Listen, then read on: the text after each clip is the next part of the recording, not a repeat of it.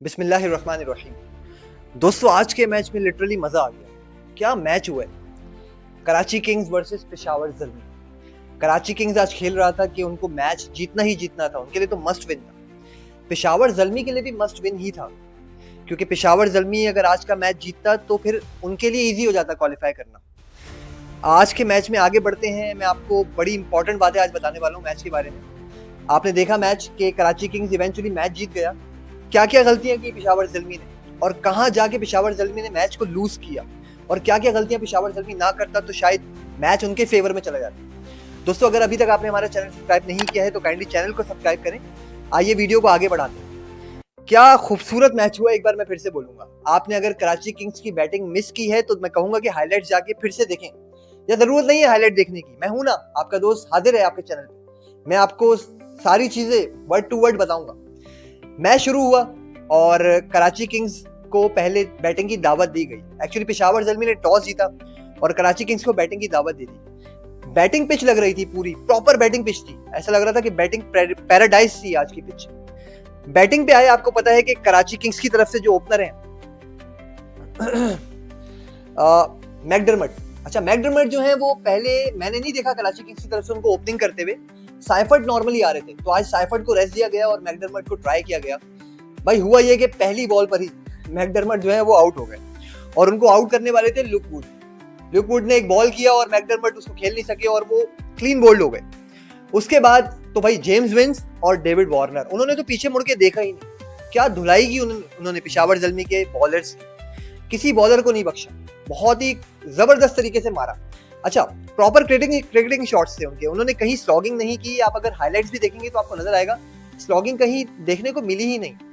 David Warner ने आज मेरा दिल जीत लिया। मैं तो काफी टाइम से देखना चाह रहा था कि भाई डेविड वार्नर अब पीएसएल खेल रहे हैं, कराची किंग्स के कैप्टन बने हैं, तभी मैं कराची किंग्स को सपोर्ट भी कर रहा हूँ, क्योंकि मुझे डेविड वार्नर पर्सनली बहुत पसंद है, एज अ ह्यूमन बीइंग भी और एज अ क्रिकेटर भी। उन्होंने आज 86 रन बनाए, ताबड़तोड़ बल्लेबाजी की उन्होंने। उनका भरपूर साथ दिया जेम्स विंस ने, उन्होंने 72 रन किए। अच्छा, 15 ओवर्स को अगर आप देखें तो 15 ओवर्स में कराची किंग्स के ऑलमोस्ट 166 रन के करीब थे और जस्ट एक ही आउट था। उसके बाद फिर एक विकेट गिरी, जो आपके जेम्स विंस हैं वो आउट हो गए, तो फिर बाद में लाइन लग गई थोड़ी सी।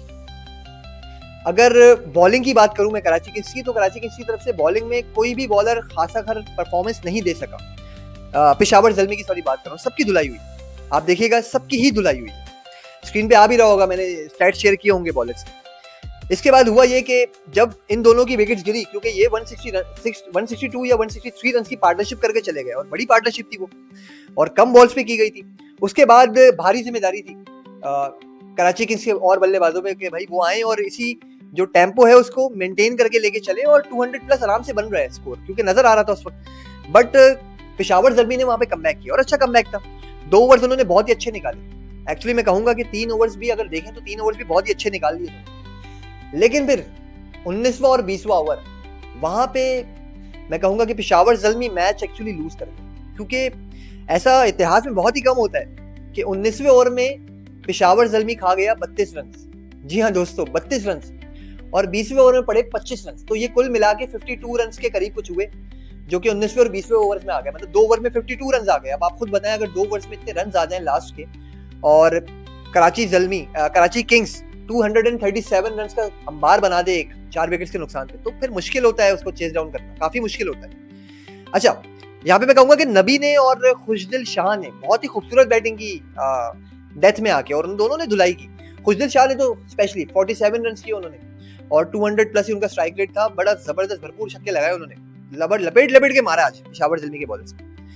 अच्छा, नबी का क्या हुआ कि नबी का एक कैच, इजी कैच ड्रॉप कर दिया, और कैच ड्रॉप करने वाले आमिर जमाल थे गालिबन। और उसके बाद आमिर जमाल को मुझे नजर नहीं आया कि उनको रिग्रेट हुआ थोड़ा सा भी, वो तो भाई चिल कर रहे थे। तो ये बस ऐसी चीजें मुझे बड़ी, मतलब बड़ा स्ट्रेस में चला जाता हूँ, मतलब बड़ा अजीब फील करता हूँ कि यार भाई क्रिकेट खेल रहे हो आप, प्रोफेशनल क्रिकेट खेल रहे हो, तो आपको एटलीस्ट रिग्रेट तो होना चाहिए ऐसी चीजों पे कि मैंने क्या कर दिया।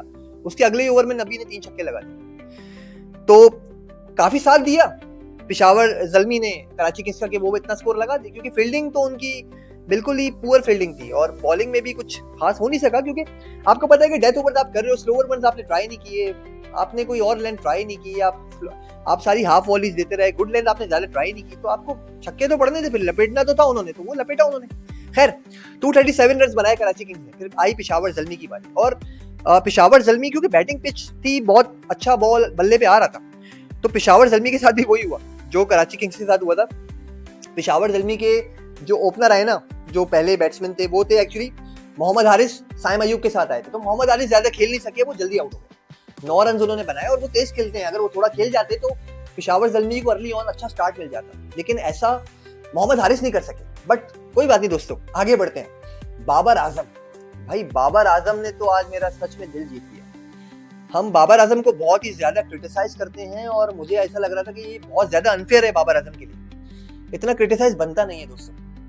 आपको पता है कि बाबर आजम का एक जो वे ऑफ स्टाइल है बैटिंग करने का, वो टोटली डिफरेंट है। विराट कोहली से उनको कंपैरिजन करना वो बिल्कुल अनफेयर है, बाबर आजम के लिए भी अनफेयर है और विराट कोहली के लिए भी। लेकिन बाबर आजम ने आज जो बल्लेबाजी की है, वो स्पेशली वो जो आखिर के आई थिंक 16वें या 17वें ओवर में उन्होंने एक ही ओवर में 25 रन बना दिए खुद ही, और 2 छक्के लगाए लेग साइड पे और बड़े जबरदस्त छक्के लगाए। तो रिस्ट में उसमें एक छक्का जो था वो उन्होंने रिस्ट का इस्तेमाल किया। मैंने ऐसे शॉट बाबर आजम से देखे नहीं है पहले, और प्रॉपर क्रिकेटिंग शॉट्स भी उन्होंने खेले जो कि वो खेलते हैं। तो बाबर आजम ने तो पूरी कोशिश की अपने एंड से कि वो किसी तरह से पेशावर ज़ल्मी को आज जितवा दे। खैर वो अकेले खड़े रहे बेचारे। साइम अयूब ने शुरू में 47 रन तो किए, लेकिन वो आउट हो गए। फिर बाबर आजम को कोई चाहिए था कि उनका साथ देता रहता, लेकिन ऐसा हुआ नहीं दोस्तों। बाबर आजम ने 93 रन किए और ऑलमोस्ट अप्रोक्सीमेटली 200 का स्ट्राइक रेट था उनका। तो उन्होंने तो अपने एंड से पूरी कोशिश की, लेकिन फिर दोस्तों बात वहीं पे आ गई। लास्ट के 2 ओवर्स और कराची किंग्स ने बनाए थे 52 रन, लास्ट के 2 ओवर्स, और पेशावर ज़ल्मी को चाहिए थे 52 रन, लेकिन बाबर आजम आउट हो चुके थे और कोई एक्सपीरियंस बल्लेबाज तो था नहीं अब कि हुसैन तलत बैटिंग करे थे, और एक आई थिंक गालिबन सदाकत थे कोई, वो भी नए प्लेयर हैं, इमर्जिंग टैलेंट है। उन्होंने कोशिश जरूर की अपने एंड से, लेकिन हसन अली का क्या जवाब है, मतलब पीएसएल में उन्होंने सबको लाजवाब कर दिया।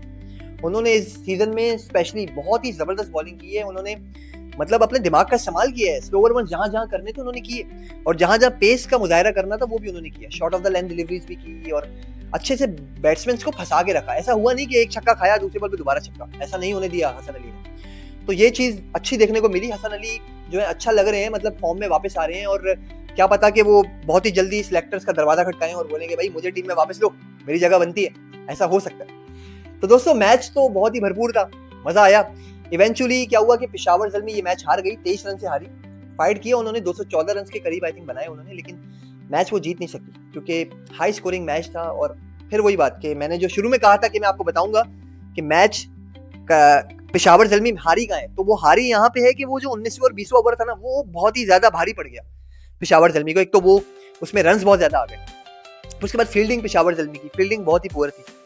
तो ये कुछ चीजें थी जिसने सेटबैक किया पेशावर ज़ल्मी को। खैर पेशावर ज़ल्मी के फैंस को मैं कहूंगा कि अभी अफसोस करने की बिल्कुल जरूरत नहीं है। कल उनका एक और मैच है, ठीक है, कल ही मैच है, बैक टू बैक उनके मैचेस हैं। कल मैच है लाहौर कलंदर से, और अगर वो लाहौर कलंदर को हरा भी देते हैं, बिल्कुल कन्नों से भी हराते हैं, 1 रन से भी हराते हैं, तो पेशावर ज़ल्मी क्वालिफाई कर जाएगी और लाहौर कलंदर बेचारी बाहर हो जाएगी, क्योंकि उनको वही एक मैच भारी पड़ेगा जिसमें बारिश हो गई थी और जिसकी वजह से उनके पॉइंट्स जो हैं वो पेशावर ज़ल्मी से 1 कम पॉइंट होगा अगर वो हार जाती है कल। तो कल का जो मैच है वो क्वार्टर फाइनल है। एक्चुअली 3 टीम्स ऑलरेडी क्वालिफाई कर गई हैं, और congratulations to Karachi Kings and Islamabad United, क्योंकि उन्होंने टॉप पे क्वालिफाई किया है, तो उनको एक एडवांटेज मिलेगा जो कि प्लेऑफ्स में मिलता है। थर्ड टीम आपकी जो थी वो थी गालिबन तीसरी टीम एक्चुअली मैं भूल रहा हूँ, पॉइंट्स टेबल में आपको नजर आ रही होगी। और कल बस मुल्तान सुल्तान तो ऑलरेडी बाहर हो चुकी है, बस कल एक मैच है आपका लाहौर कलंदर्स और पेशावर ज़ल्मी के दरमियान। आप देखते हैं कि जो भी टीम मैच जीतेगी वो चौथे नंबर की टीम बन जाएगी और वो भी क्वालिफाई कर जाएगी, तो फिर आगे जाके वो प्लेऑफ की जो एलिमिनेटर्स में से जो निकलेगी टीम उससे वो खेलेगी मैच। तो लेट्स सी, पीएसएल बहुत मजे का हो रहा है, मजा आ रहा है। मुझे उम्मीद है कि आपको मजा तो आ रहा होगा बेशक, क्योंकि आज क्राउड भी बहुत जैम पैक था। उम्मीद करता हूँ दोस्तों आज की वीडियो जरूर आपको पसंद आई होगी। वीडियो को लाइक कीजिएगा, कमेंट सेक्शन में मुझे जरूर बताइएगा कि आपको बाबर आजम की इनिंग्स कैसी लगी। दोस्तों इस तरह की इंटरेस्टिंग वीडियो के साथ इंशाल्लाह कल हाजिर होऊंगा आपकी खिदमत में। तब तक के लिए अल्लाह हाफिज।